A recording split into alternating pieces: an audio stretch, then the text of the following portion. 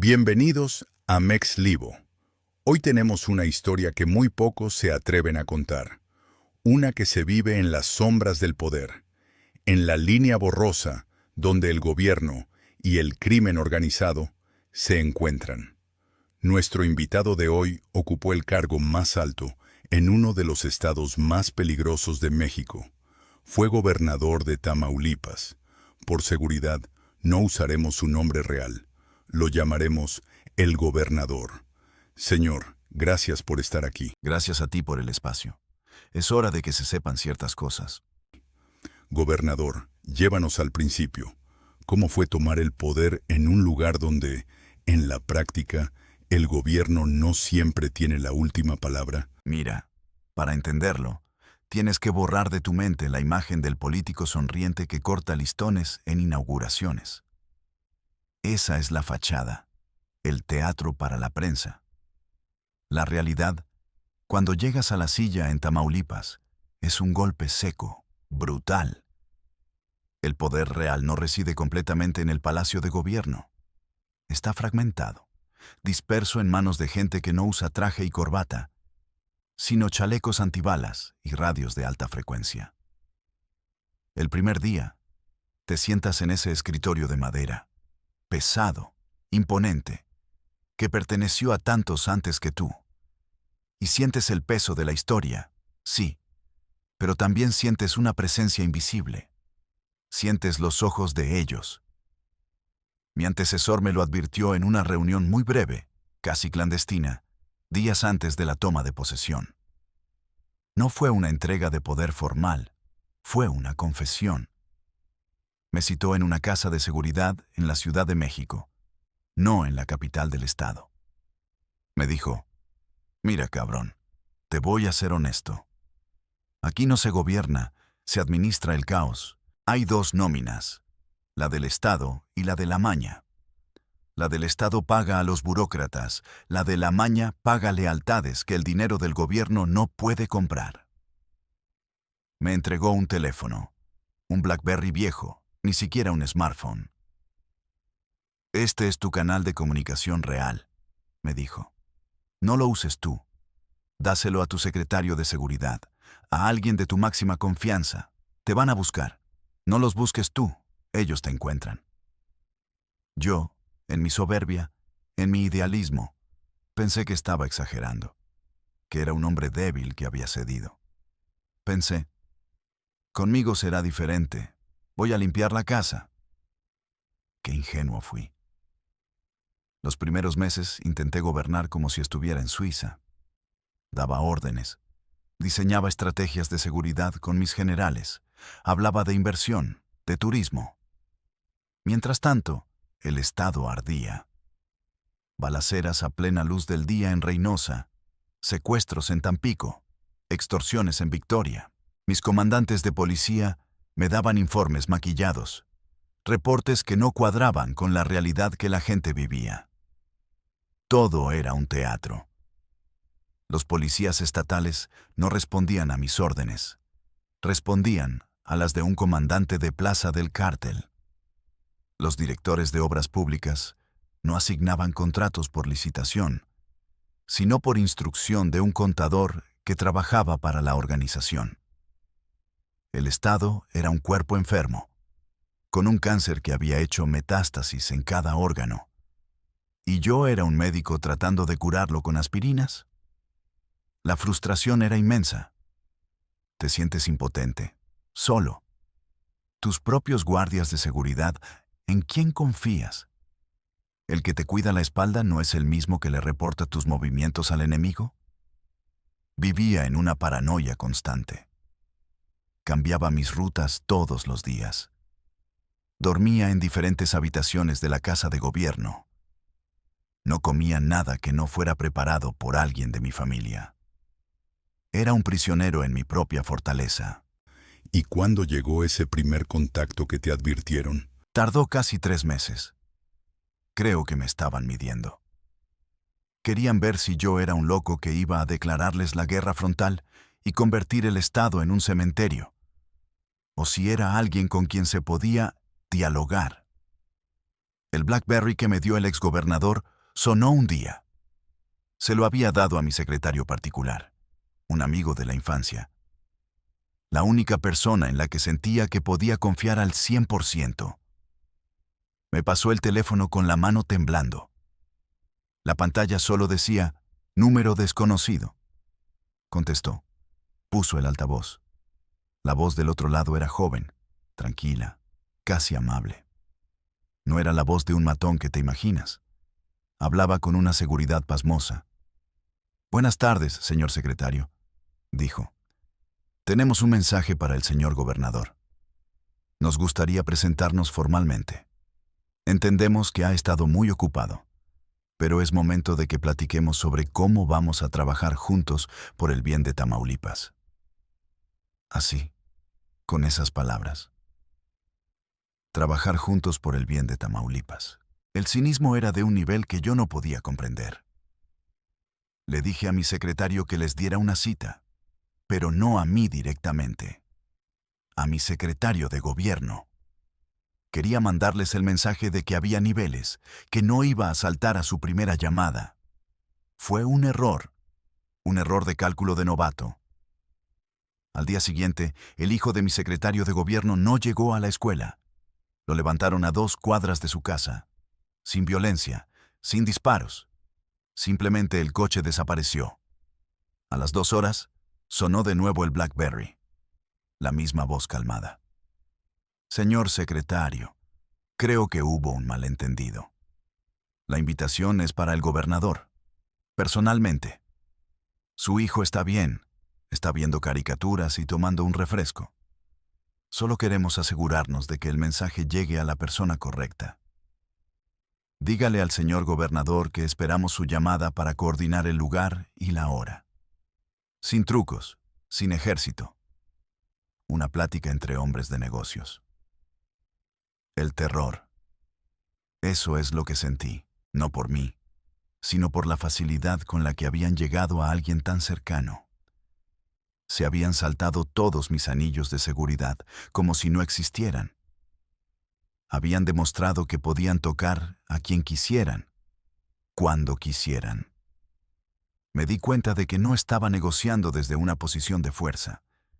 Ni siquiera estaba negociando. Estaba siendo citado. Tomé el teléfono y le dije a mi secretario, diles que sí, donde ellos digan, cuando ellos digan. En ese momento, mi idealismo murió. Comprendí que para gobernar Tamaulipas, primero tenía que aprender a sobrevivir en él. ¡Qué locura! ¿Cómo fue esa primera reunión?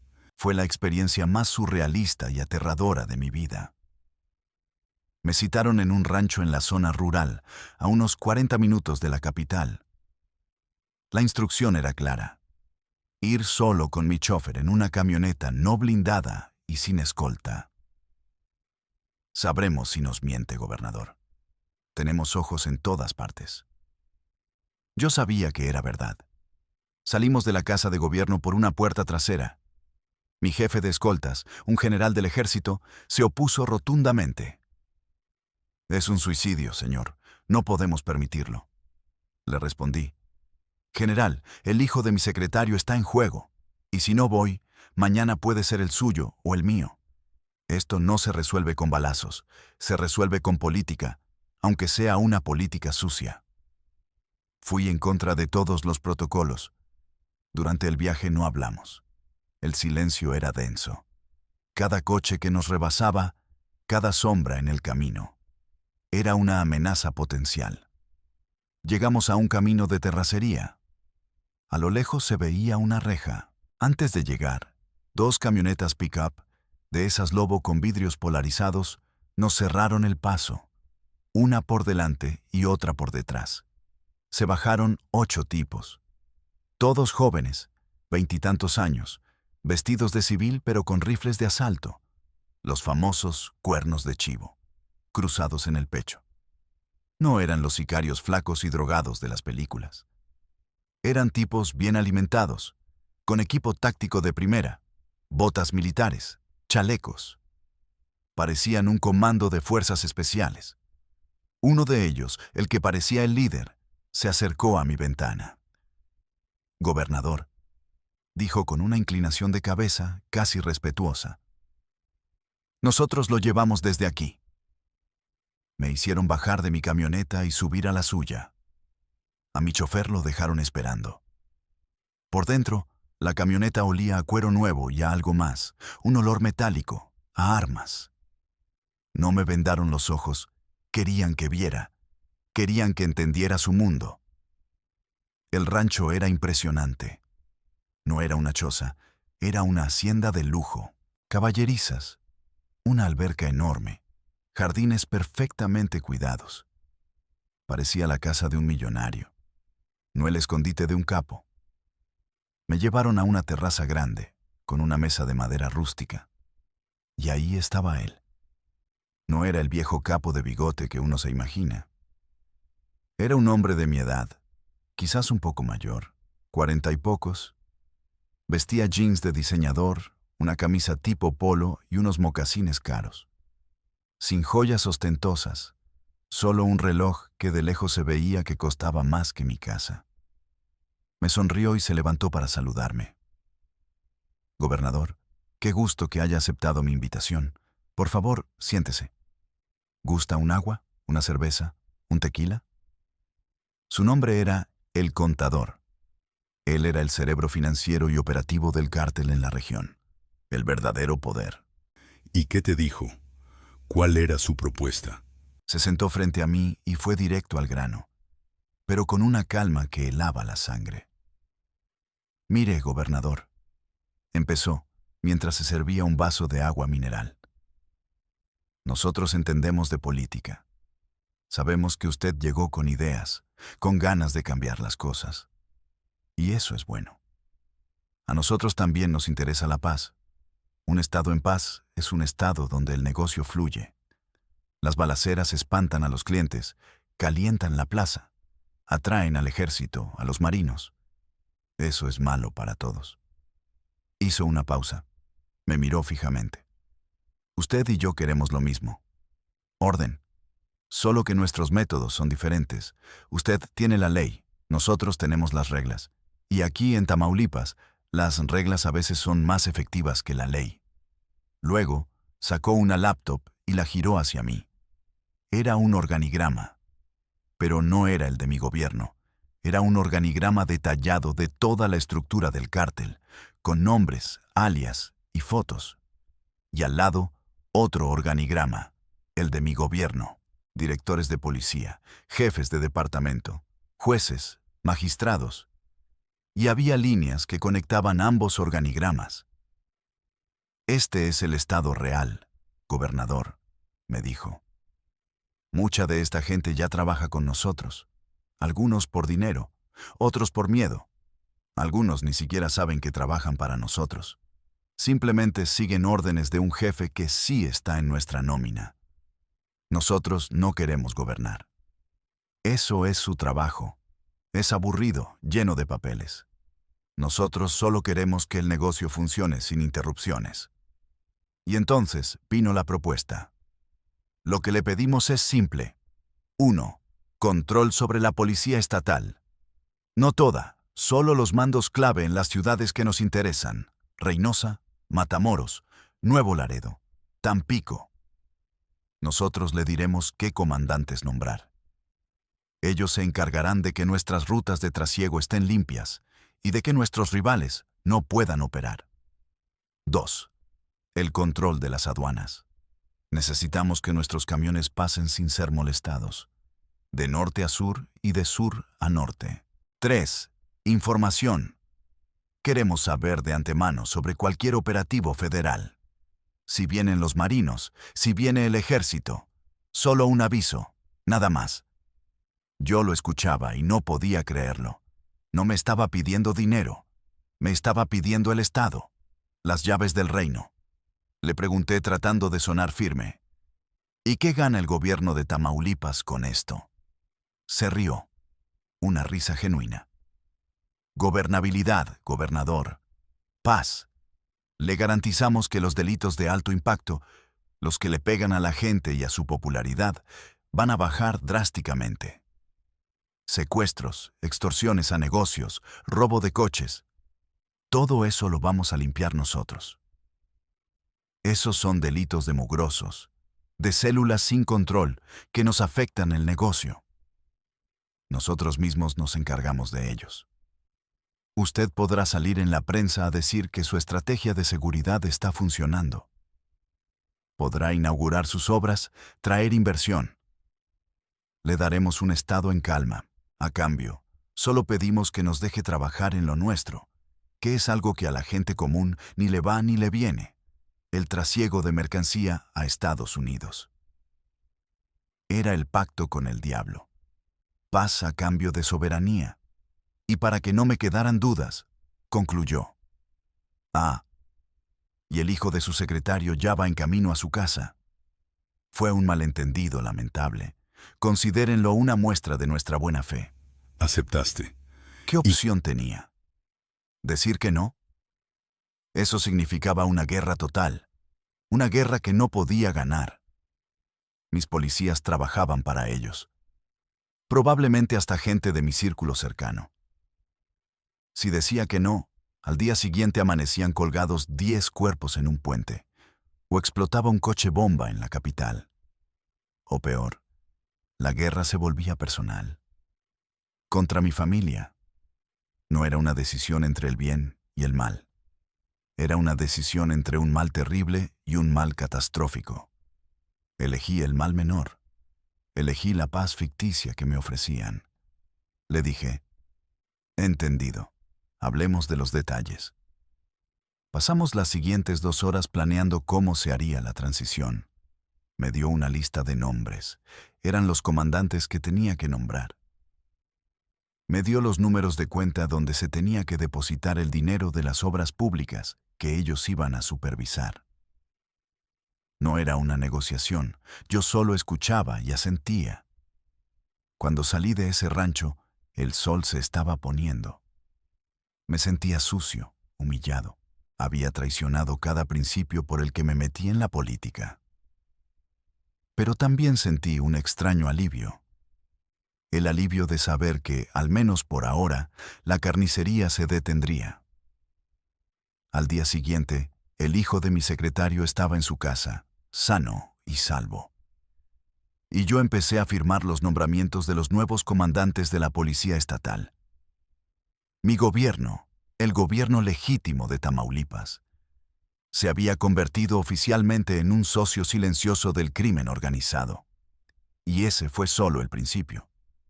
La relación con ellos se volvió una rutina macabra. Una vez al mes, me reunía con el contador o con alguno de sus lugartenientes. A veces en ranchos, a veces en restaurantes de lujo que cerraban solo para nosotros. A veces incluso en casas en Estados Unidos, en McAllen o Brownsville. Cruzaba la frontera como un ciudadano más para ir a recibir órdenes de un narcotraficante. ¿Y cómo eran esas negociaciones? ¿Siempre era tan civilizado? Civilizado en la superficie, pero la amenaza de la violencia siempre estaba ahí, flotando en el aire, como un cocodrilo bajo el agua. La mayoría de las veces, las reuniones eran de negocios. Gobernador, necesitamos que nos acelere los permisos para construir una bodega en el Parque Industrial de Altamira.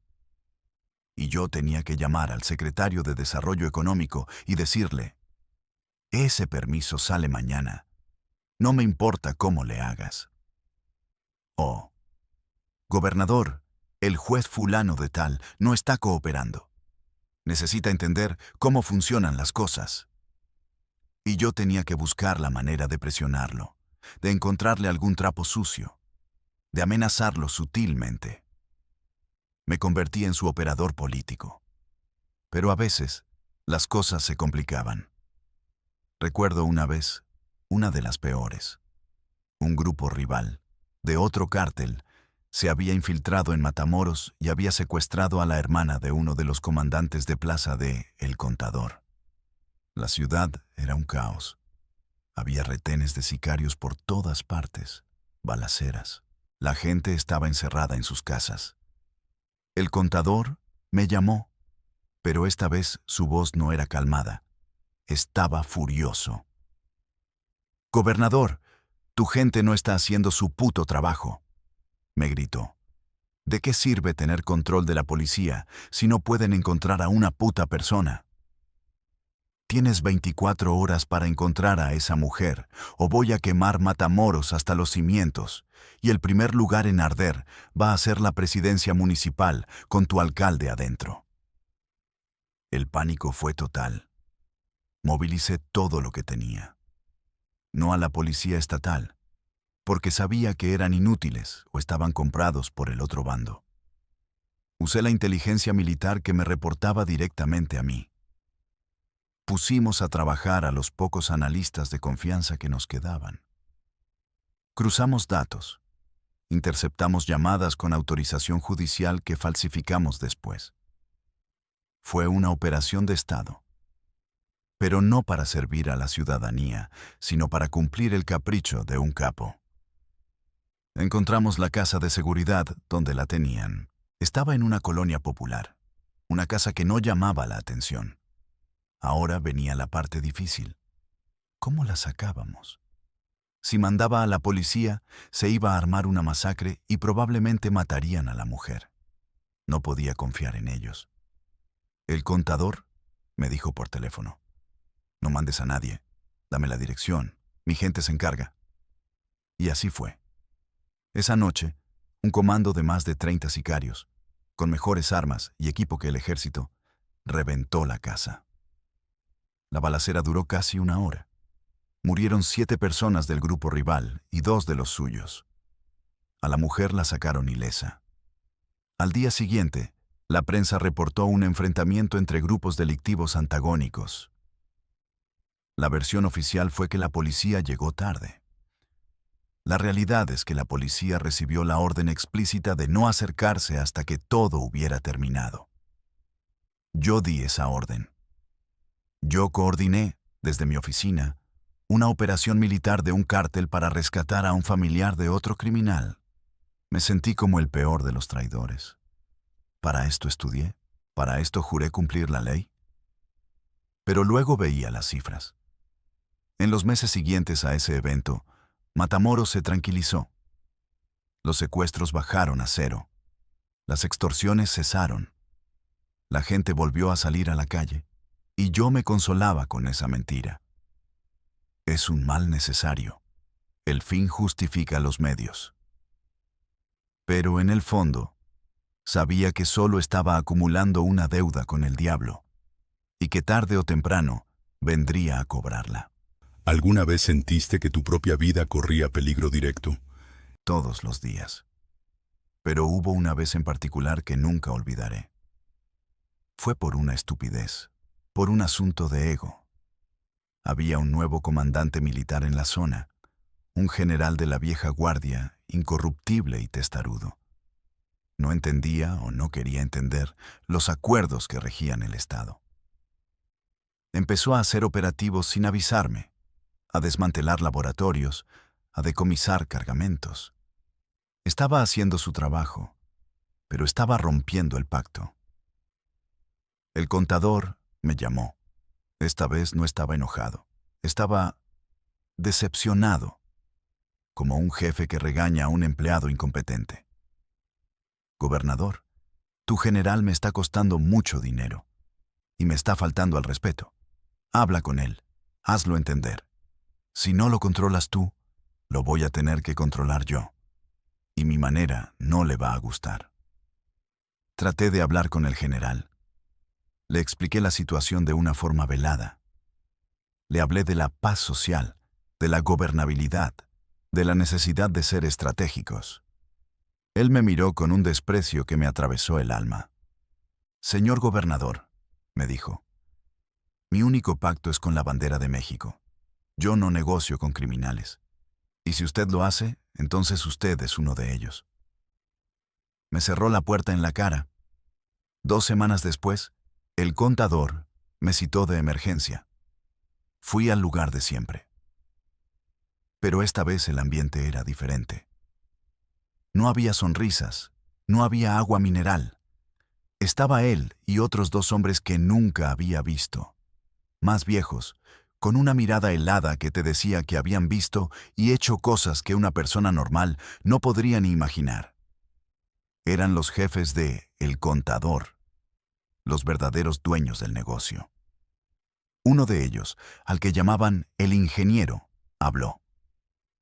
Gobernador, su general nos acaba de decomisar 2 toneladas de cocaína en el puerto de Tampico. Eso representa una pérdida de $50 millones. Pero el dinero no es el problema. El problema es el mensaje que manda. Manda el mensaje de que el acuerdo no se respeta. Manda el mensaje de que usted no tiene el control. Me quedé callado. ¿Qué podía decir? Tenía razón. Vamos a solucionar el problema del general, continuó. Pero ahora tenemos un problema de confianza con usted. Necesitamos una garantía, una muestra de que usted sigue de nuestro lado.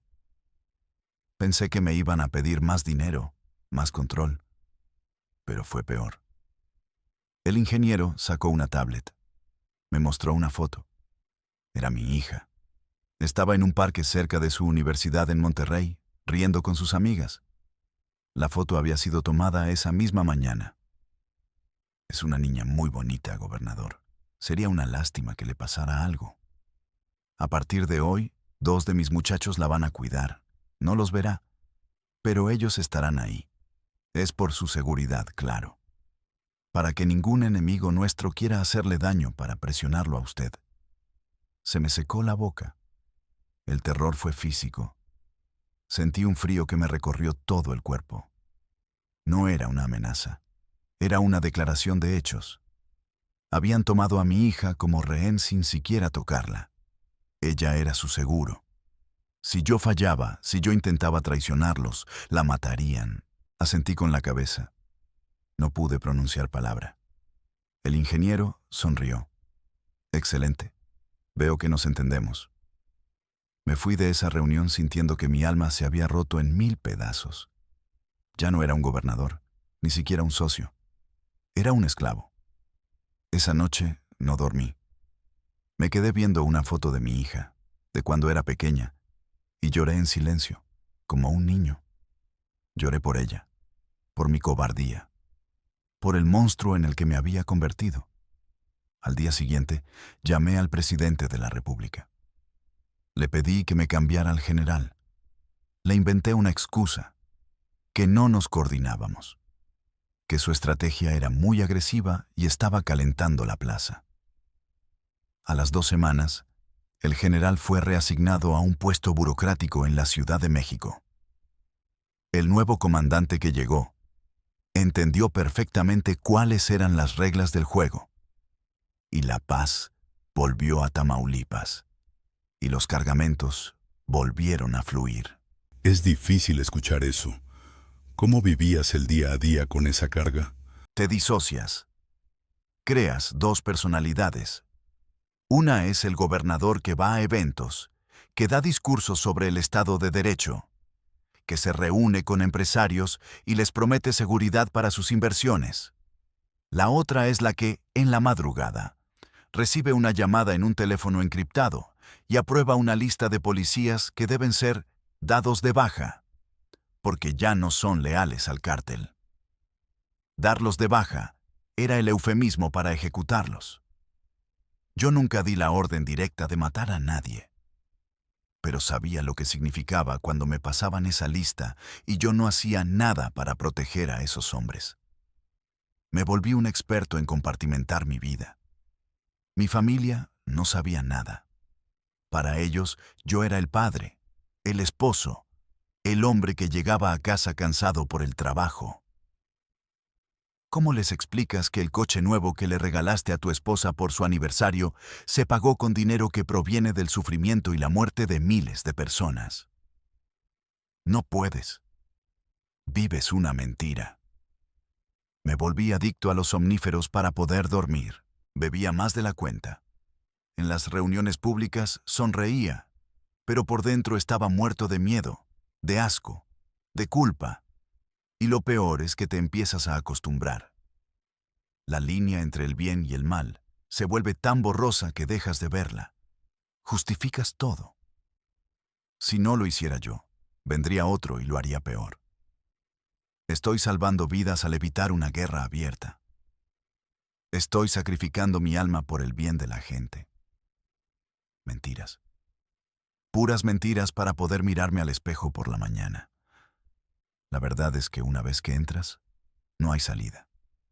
El sistema te traga. Eres una pieza más en un engranaje gigantesco y podrido. Y la única forma de salir es muerto o en la cárcel. Yo tuve la suerte de terminar mi sexenio. Muchos de los que conocí en ese mundo no la tuvieron. El contador fue traicionado por su propia gente y su cuerpo apareció en un canal de riego meses después de que yo dejara el cargo. El ingeniero creo que sigue operando desde las sombras. Muchos de los comandantes que yo nombré están muertos o presos en Estados Unidos. Es un mundo que se devora a sí mismo. Y yo fui parte de él. Fui un facilitador, un cómplice con corbata.